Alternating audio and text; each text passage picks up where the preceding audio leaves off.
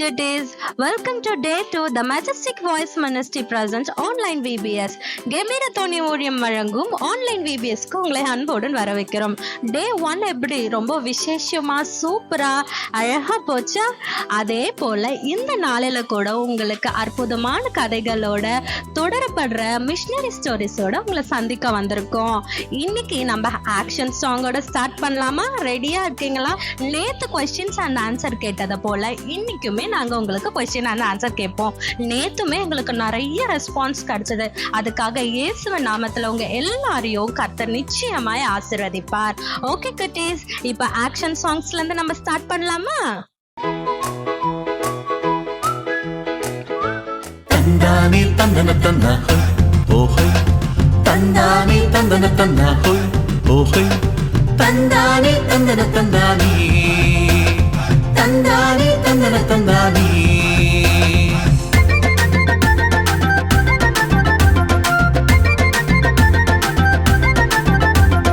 சின்ன தம்பி சின்ன தங்கை நீங்கள் விசேஷமானவர்கள். இயேசு உன்னை நேசிப்பதால் நீங்கள் விசேஷமானவர்கள். சின்ன தம்பி சின்ன தங்கை நீங்கள் விசேஷமானவர்கள். இயேசு உன்னை நேசிப்பதால் நீங்கள் விசேஷமானவர்கள்.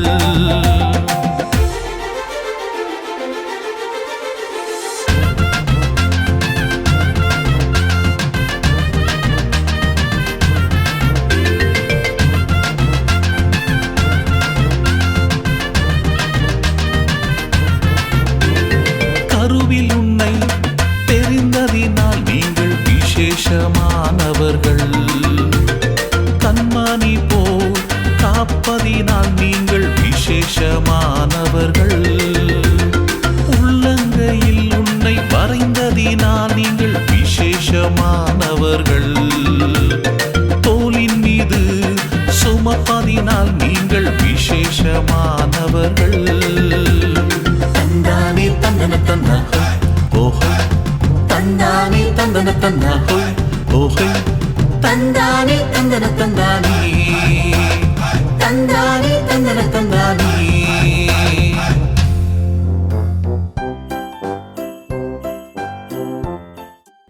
ஹாய் குட்டீஸ், பிரைஸ் லார்ட். நீங்க எப்படி இருக்கீங்க? நிச்சயமா நல்லா இருப்பீங்க. ஏன்னா அந்த நாள்ல 2வது நாள் VBS பார்க்க வந்திருக்கீங்க இல்லையா? ஓகே, அந்த கதையை நம்ம கேட்கலாமா?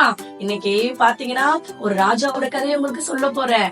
பாருங்க, நான் ஒரு ஊர்ல ராஜா இருந்தாராம். அந்த ராஜா பேர் நேபுகாத்நேசராம். அவரு பாத்தீங்கன்னா ஒரு பெரிய தங்க சிலைய வணங்க சொன்னாராம். அந்த ஊர்ல ஒரு சட்டத்தை போட்டாராம். அப்ப அந்த இடத்துல எல்லாரும் வணங்கணும். யாரு? சகல ஜாதியாரும் அதை வணங்கணுமா, சகல பாஷக்காரங்களும் அதை வணங்கணும்னு சொல்றாங்களாம். இப்படியே இருந்திருக்கும் போது ஒருத்தர் மட்டும் 3 பேர் மட்டும் வணங்காம இருந்தாங்களாம். அது பாத்தீங்கன்னா அவருடைய எதிர் கல்தையர் பாத்துட்டு சொல்றாங்க. அவருடைய எதிரி பாத்துட்டு அந்த 3 பேர் மட்டும் வணங்கல அப்படின்னு சொல்லும் பொழுது அவங்களுக்கு ரொம்ப, யார் இந்த 3 பேர், அவங்க கூட்டிட்டு வா அப்படின்னு சொன்ன உடனே ராஜா ஓடி போயிட்டா. அந்த கல்தையர் போயிட்டு ஓடி போய் அந்த 3 பேரை கூட்டு வர்றாங்களாம். அப்ப கேட்பாரு, நீ என் சிலைய நீ வணங்கலையா? ஆமா, நான் வணங்க மாட்டேன். ஏன்னா அவர் யூதர், அவர் தேவனை தவிர வேற யாரையும் வணங்க மாட்டாரு. ஒரு கல்லு ஒரு சிலைய எப்படி வணங்க முடியும்? அவர் வணங்கலையா? ஏன்னா நம்ம யாரு வணங்குறோம்?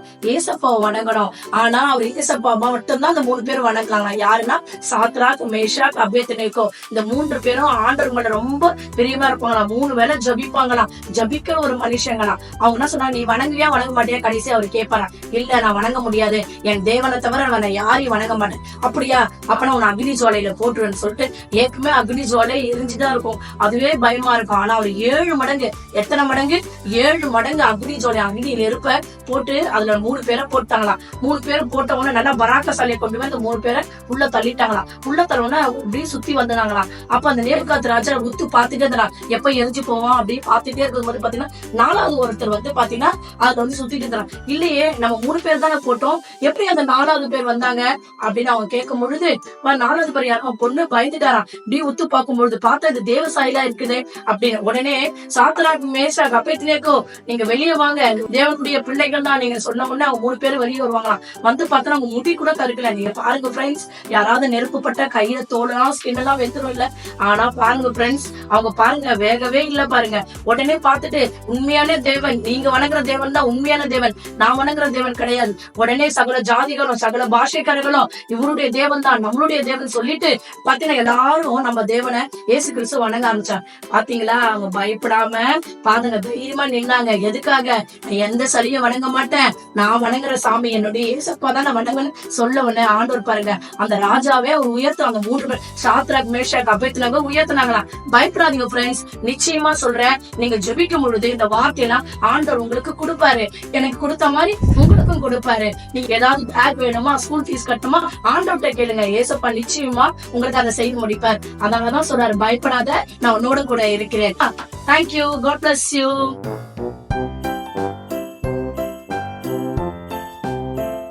Praise God friends. இன்னைக்கு ஒரு மனப்பாட வசனம் பார்க்கலாமா? லூக்கா 12:7. பயப்படாதிருங்கள், அநேகம் அடைங்களால் குருவிகளை பார்க்கிலும் நீங்கள் விசேஷித்தவர்களாய் இருக்கிறீர்கள். திருப்பி சொல்லாமா? லூக்கா 12:7. பயப்படாதிருங்கள், அநேகம் அடைங்களால் குருவிகளை பார்க்கிலும் நீங்கள் விசேஷித்தவர்களாய் இருக்கிறீர்கள். Bye friends.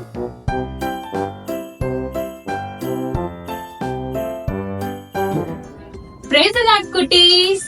ஹாய், நான் தான் உங்க ஜிஜித்ராக்கா. Welcome to majestic voice ministry PBS 2025. நம்மளோட தீம் நேம் என்ன? எஸ், கேக்கல? Yes, correct. நான் இயேசுவே சார்ந்தவன். I belongs to Jesus. நம்ம இப்போ டே 2ல இருக்கோம். டே 2 ஓட தீம் என்ன? நீ விசேஷித்தவன். என்னது டைம் சொல்லுங்க? நீ விசேஷித்தவன். எஸ், நீ விசேஷித்தவன். அநேக ரிலிஜியன் மத்தியில நம்ம இப்போ வேரியஸ்ல இருக்கோம். பேசப்ப உங்களை பார்த்து என்ன சொல்றாரு? நீ விசேஷித்தவன் சொல்றாரு. நம்ம இது என்னது, நீ விசேஷித்தவனுக்கு எதுக்கு அக்கா வந்து ரெயின்போ பண்ணிருக்காங்கன்னு யோசிப்பீங்களா? மழை டைம்ல என்னைக்காச்சும் ஒரு நாள் தானே ரெயின்போ வரும். பார்க்க ரொம்ப அழகா இருக்கும், விசேஷமா இருக்கும் இல்லையா? அதனாலதான் நான் ரெயின்போ பண்ணேன். இதை நீங்க VBS ஞாபகத்தமா பண்ணி உங்க வீட்டுல ஹேங் பண்ணிக்கலாம். எப்படி பண்ணலான்னு பாத்துடலாமா? அதுக்கு உங்களுக்கு தேவையானது இந்த மாதிரி கலர் ஷீட்ஸ், அதுக்கப்புறமா ஒரு ஒயிட் ஷீட் உங்களுக்கு தேவை. இந்த மாதிரி ஒரு ஒயிட் ஷீட், ஒரு ரஃப் ஒயிட் ஷீட் எடுத்துக்கிட்டீங்கன்னா அதுல இந்த மாதிரி நீங்க ஸ்கை டிரா பண்ணிக்கலாம். ஒரு சிசர் தேவை, ஒரு கம், ஸ்கெட்சஸ். இது மட்டும் இதுதான் போதும். நீங்க அழகா ஒரு ஸ்கை ரெயின்போ பண்ணிடலாம். இந்த மாதிரி நீங்க இதை டிரா பண்ணி எடுத்துட்டு இதை எப்படி கட் பண்ணிக்கோங்க.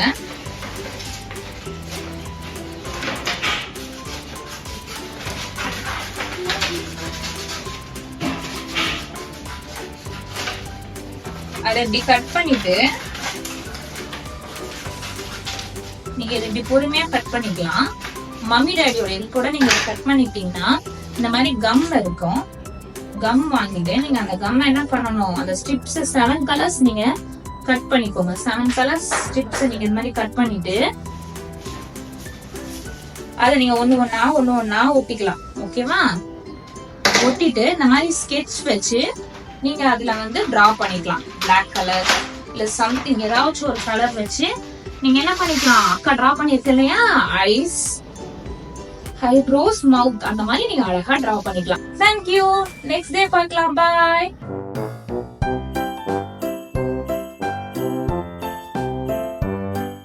பிரைஸ் தி லார்ட் குட்டீஸ். Welcome to missionary stories time. இப்போ நம்ம மிஷனரி ஸ்டோரிஸ் டைமுக்கு வந்திருக்கோம். ஓகே குட்டீஸ், நேற்று நம்ம ஒரு டிஃப்ரெண்ட்டான ஸ்டோரி பார்த்தோம் இல்லையா? இன்னைக்கு நம்ம யாரை பற்றி பார்க்க போகிறோம்னா சார்லஸ் ஜி ஃபைன்லி. இவரை பற்றி தான் பார்க்க போகிறோம். இவரால் எத்தனை பேர் ரட்சிக்கப்பட்டாங்க, இவர் எப்போ ரட்சிக்கப்பட்டாரு, எவ்வளோ ஜனங்களுக்கு இவர் சுவிசேஷம் கொடுத்தாங்கன்னு பார்க்கலாமா? சரி குட்டீஸ், சார்லஸ் ஜி ஃபைன்லி எப்போ பிறந்தாருன்னா 1792 ஆகஸ்ட் 29 பிறந்திருக்காரு. சரிங்களா? அவர் பிறந்து அவங்க அப்பா அம்மாவை வந்து ரொம்ப ரட்சிக்கப்பட்டவங்க. அவங்க ரொம்ப வந்து பார்த்தீங்கன்னா கர்த்தருக்குள்ள ரொம்ப உண்மையும் உத்தமான ஊழியக்காரங்களா இருந்தாங்க. ஆனால் சார்லஸுக்கு அதெல்லாம் இன்ட்ரெஸ்ட் இல்லை. சரி, அப்படியே போகிற வளர்ந்தாரு. ஏதோ வளரணும், போகணும், ஏதோ பைபிள் படிக்கணும், போகணும், அப்படிதான் இருந்தாரு. ஏதோ அவங்க அப்பா அம்மா சொன்னாங்கன்னுக்காக என்ன பண்ணாரா, சட்ட படிப்பு படிச்சாரா. படிச்சதுக்கு அப்புறமேட்டுக்கா ஒரு மாதிரி எத்தனை எத்தனை வயசுல அவர் ஏசப்பாவை தேர்ந்தெடுத்திருக்காரு பாருங்க. 29 வயசுல வந்து பாத்தீங்கன்னா சார்லஸ் வந்து ஏசப்பாவால தேர்ந்தெடுக்கப்படுறாங்க. அவருக்கு ஒரு மாதிரி உறுத்த ஆரம்பிச்சிச்சு. அப்போ அவருக்கு ஒரு போதகர் வந்து தன்னோட பாவத்தெல்லாம், அவரோட பாவத்தெல்லாம் அந்த போதகர் வெளிப்படுத்துறாரு. அவருக்கு உடனே பயம் வந்துருச்சு. ஐயோ, அப்ப நான் செத்தனா நரகத்துக்கு போயிடுவேனா, என்னால சொர்க்கத்துக்கு போக முடியாதா, நான் அவ்வளவு பாவியா, நான் ஏசப்பாவை எவ்வளவு கஷ்டப்பட்டிருக்கணும்னு அவருக்கு ரொம்ப நொந்து போயிருக்காரு. உடனே அவர் என்ன பண்றாருன்னு பாத்தீங்களா, ப்ரேயர் பண்றாரு. முட்டி போட்டு அழுது ஏசப்பா கிட்ட என்ன மன்னிங்க கேட்கவும் ஏசப்பா வந்து அவருக்குள்ள இறங்குறாரு. அவர் அந்த ஃபீலிங்கை நம்ம கிட்ட ஷேர் பண்ணியிருக்காரு. அப்படி வந்து ஏசப்பா அவருக்குள்ள பேசும்போது கரண்ட் ஷாக் அடிக்கிற மாதிரி அந்த சார்லஸ்க்கு இருந்ததான். அப்படி அவர் பாவத்தை உணர்ந்து ஏசப்பா அவரை மன்னித்தார். ஏசப்பா அவரை மன்னிச்சு இவங்க என்ன பண்ணிருக்காருன்னா அநேக பேருக்கு சுவிசேஷங்கள் கொடுக்க ஆரம்பிச்சுட்டாரு. எந்தெந்த வருஷத்துல கொடுத்தாரு தெரியுமா? 1828, 1831 வரையும் இவர் நியூயார்க்கு மேற்கு திசையில இருக்க எல்லா இடத்துலயும் சார்லஸ் ஜி ஃபைன்லி சுவிசேஷங்கள் கொடுத்தார். சுவிசேஷம் கொடுத்தா சாதாரணமா எத்தனை பேர் ரட்சிக்கப்படலாம், ஆனா இவரால முதல்ல 5000 பேர் ரட்சிக்கப்பட்டாங்களாம். அதை தாண்டி 5 லட்சம் பேர் ரட்சிக்கப்பட்டாங்களாம். அவ்வளோ பாடு, எவ்வளோ வேதனை மத்தியில் அவர் அதெல்லாம் பண்ணிருப்பாரு சொல்லுங்க. அப்ப பாருங்க குட்டீஸ், நம்மளும் வந்து நம்மளுக்கு தெரிஞ்ச ஃப்ரெண்ட்ஸ் அண்ட் ஃபேமிலிக்கு எவ்வளோ அழகா சுவிசேஷம் கொடுக்கலாம். அவர் 29 இயர்ஸ்ல தான் ஏசப்பாவை தேர்ந்தெடுத்தாங்க. ஆனா நீங்களாம் ரொம்ப லக்கி. ஆன்லைன் விபிஎஸ்ல ஏசப்பா பத்தி தெரிஞ்சுக்கிறீங்க, ஆஃப்லைன் விபிஎஸ்ல ஏசப்பா பத்தி தெரிஞ்சுக்கிறீங்க, சண்டே ஸ்கூல்ஸ்ல போய் ஏசப்பா பத்தி தெரிஞ்சிருக்கீங்க. அப்ப உங்க மூலியமா சார்லஸ்னால வெறும் 5 lakhs பீப்புள்ஸ் தான் கொடுக்க முடியாது. நீங்க 10 lakhs பீப்புள்ஸ் நீங்க ரட்சிக்கப்பட வைக்கிறீங்களா? 10 lakhs பீப்புளுக்கு நீங்க சுவிசேஷம் கொடுக்குறீங்களா? இப்படியாய் வேத வசனம் சொல்லுது. ஏசாயா 55:6-7 பாத்தீங்கன்னா, கர்த்தரை கண்டறியத்தக்க சமயத்தில் அவரை தேடுங்கள், அவர் சமீபமாய் இருக்கையில் அவரை நோக்கி கூப்பிடுங்கள். துர்மார்க்க தன் வழியையும் அக்கிரமக்காரன் தன் நினைவுகளையும் விட்டு கர்த்தரிடத்தில் திரும்ப கடவான், அவர் அவன் மேல் மனதுருகுவார். நம்முடைய தேவனிடத்திற்கே திரும்ப கடவான், அவர் மன்னிக்கின்றதற்கு தயையை பெரிதாய் இருக்கின்றார். பாத்தீங்களா, ஏசப்பா மன்னிக்கத்துக்கு பெரிய தயா இருக்கிறாராம். அப்போ நீங்களும் ஏசப்பா கிட்ட போய் இனிமேல் நான் வந்து ப்ரேயரை ஸ்கிப் பண்ண மாட்டேன், ஃப்ரெண்ட்ஸுக்கெல்லாம் நான் கரெக்டா சுவிசேஷம் கொடுத்துடுறேன், கொடுக்காம இருந்ததுக்கு என்ன மன்னிங்க ஏசப்பா, பெத்தவங்களுக்கு கீழ்ப்படியாம இருந்துட்டேன், என்ன மன்னிங்க ஏசப்பா கேட்குறீங்களா? அப்ப இந்த மிஷனரி ஸ்டோரியில இருந்து நம்ம என்ன தெரிஞ்சுக்கிட்டோம்? ஏசப்பாவை நம்ம எல்லார் இடத்துலயும் போய் சொல்லணும். ஓகே கட்டி, நாளைக்கு இன்னொரு இன்ட்ரெஸ்டிங்கான மிஷனரி ஸ்டோரிஸோட உங்களை சந்திக்கிறேன். பாய்.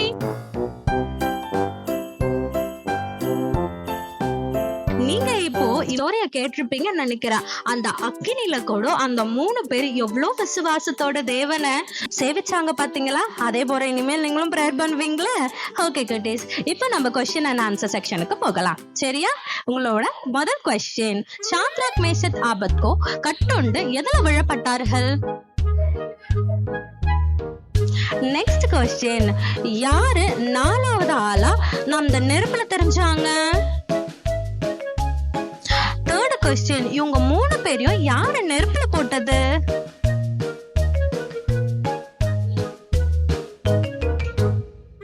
யாரு தேவபுத்திரர்கள் என்று நினைத்தாங்க? ஓகே குட்டீஸ், எல்லா கொஸ்டினுக்கும் சூப்பரா நீங்க ஆன்சர் நோட் பண்ணிருப்பீங்கன்னு நாங்க நினைக்கிறோம். கீழே தெரியுற வாட்ஸ்அப் நம்பருக்கு உங்க ஆன்சரோட உங்க அட்ரஸையும் சேர்த்து எங்களுக்கு சென்ட் பண்ணுங்க. நேற்றைய தினத்துல நான் முன்னாடி சொன்னதை போல ரொம்ப நிறைய ரெஸ்பான்ஸ் கொடுத்தீங்க. அதே போல இன்னைக்கும் இந்த ஈஸியான கொஸ்டின்ஸுக்கு நீங்க ஆன்சர் சொன்னீங்களா, சூப்பர் டூப்பரான கிஃப்ட்ஸ் உங்களுக்காக காத்திருக்கு. அதை விட தேவனோட பிளெஸிங்ஸ் உங்களுக்காக காத்திருக்குது. ஓகே குட்டீஸ், இந்த ப்ரோக்ராம் அண்ட் இந்த வீடியோஸ், இந்த சுவிசேஷம் உங்களுக்கு ரொம்ப பிரயோஜனமா இருந்தா இதை உங்க ஃப்ரெண்ட்ஸ் அண்ட் ஃபேமிலிக்கு ஷேர் பண்ணுங்க. அது மறக்காம சப்ஸ்கிரைப் பண்ணுங்க, லைக் பண்ணுங்க. பிரேயர் டைமுக்கு போலாமா? நம்ம பாஸ்டர் ஐயா உங்களுக்காக காத்திருக்கிறாங்க. ஓகே குட்டீஸ், நாங்க நாளைக்கு உங்களை பார்க்கிறோம். பாய்.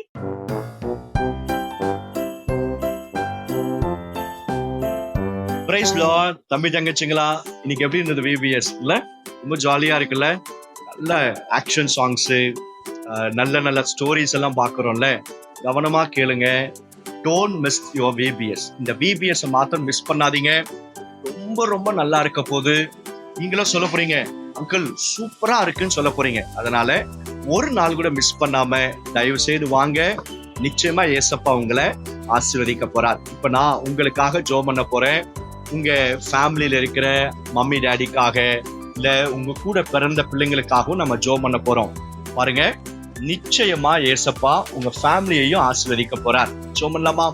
பரலோக பிதாவே, வந்திருக்கிற VBS வந்திருக்கிற ஒவ்வொரு பிள்ளைகளையும் நீர் ஆசீர்வதிப்பீராக இயேசுவின் நாமத்தினால.